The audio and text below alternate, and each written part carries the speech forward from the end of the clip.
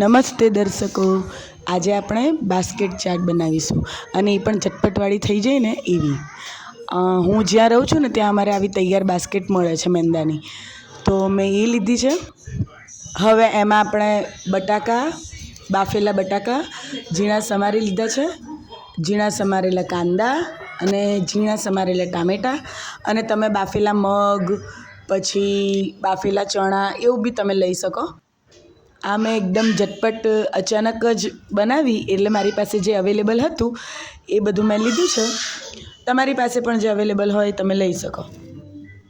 અચાનક કોઈ મહેમાન આવી જાય તો આપણે ઝટપટ આવું બનાવવું હોય તો બનાવી શકીએ. આ ઝીણા સમારેલા થોડા ટામેટાં એડ કરીશું.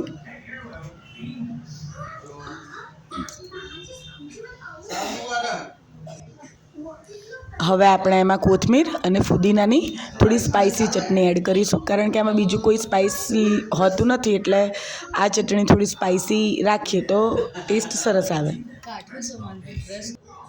હવે આપણે ખજૂર આમલીની મીઠી ચટણી એડ કરીશું.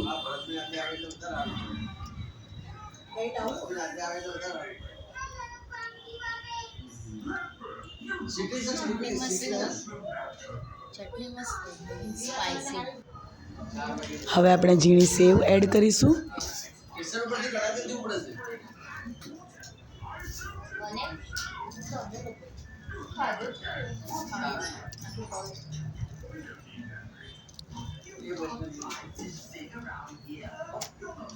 હવે આપણે ઉપરથી થોડો ચાટ મસાલો ભભરાવીશું, અને એની ઉપર તમે થોડું કોથમીર, થોડા દાડમના દાણા, એ પણ સરસ લાગે. Thank you for watching. જય શ્રી રામ.